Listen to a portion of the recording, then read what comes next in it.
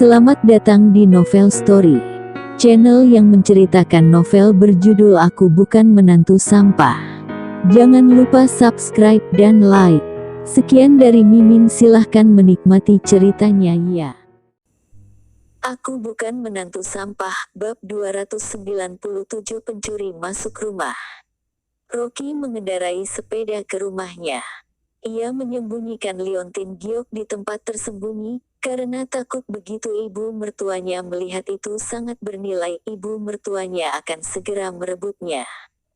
Liontin giok ini mahal, yang merupakan barang antik milik dinasti Tang, yang tidak terjangkau bagi orang-orang biasa. Oleh karena itu, pemilik liontin giok ini pasti seorang yang kaya raya. Di tengah perjalanan, ponselnya berdering. Rocky mau tidak mau langsung menghentikan sepedanya. Begitu mengetahui itu adalah nomor dari wilayah Balmeru, ia segera menjawab telepon itu. Panggilan telepon baru saja terhubung, langsung terdengar nada hormat Jimmy dari wilayah Balmeru.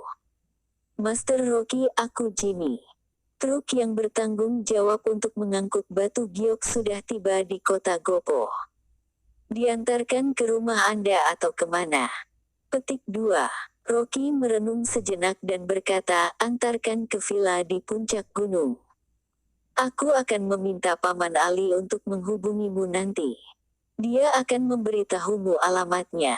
"Baik," kata Jimmy dengan nada hormat, lalu katanya disertai senyuman, "Willy Wu, pedagang giok Myanmar, memintaku untuk menyapa Anda.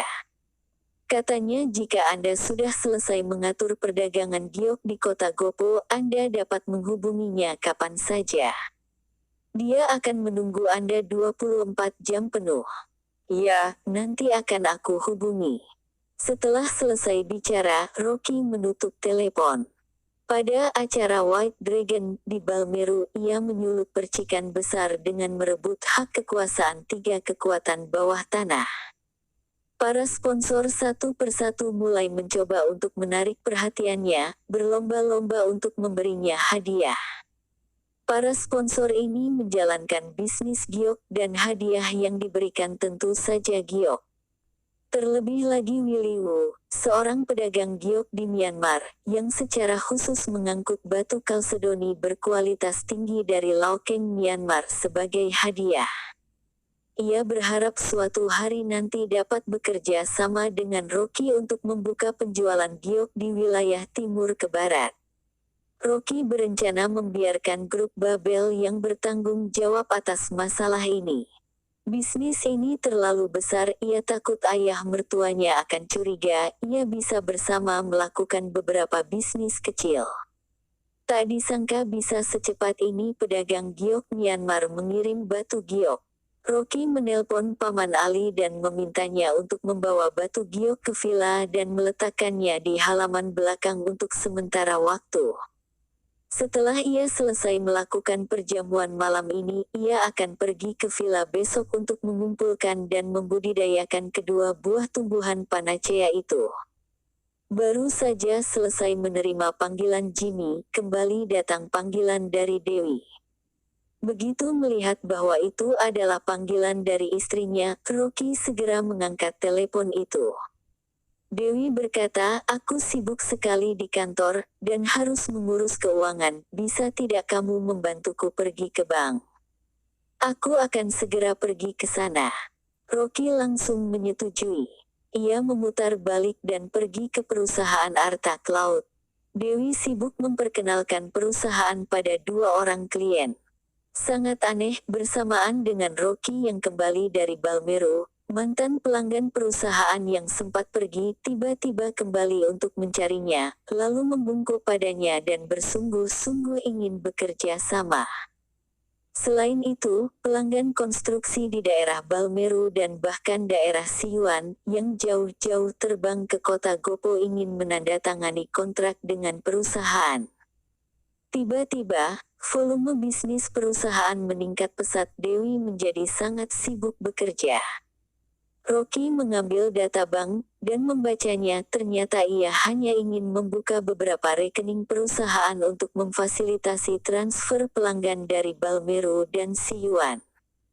Ia berpikir, tampaknya setelah ia telah mengambil alih pasukan bawah tanah di timur dan barat, para pelanggan yang diancam oleh Fiska telah kembali satu demi satu. Rocky mengambil data dan langsung pergi ke bank. Ia tidak akrab dengan urusan bisnis perbankan.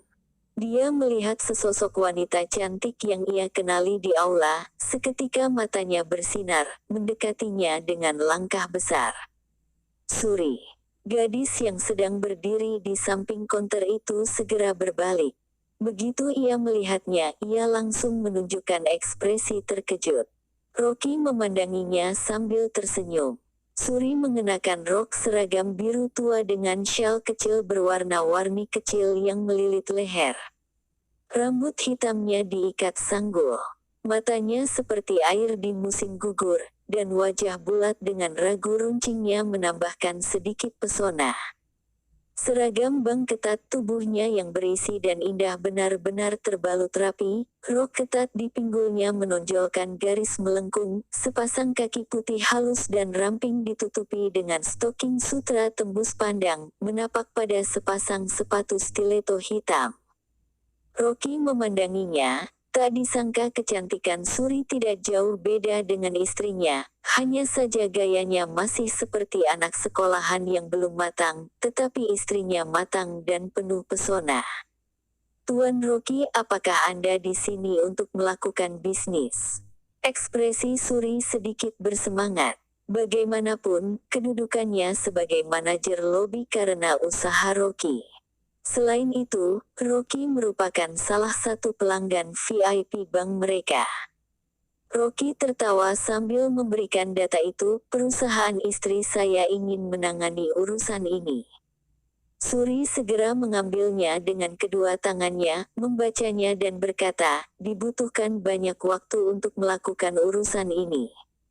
Tuan Rocky, mari saya antar Anda ke ruang VIP untuk menunggu. Harus menunggu berapa lama? Suri berpikir sejenak dan berkata, sekitar 1 jam.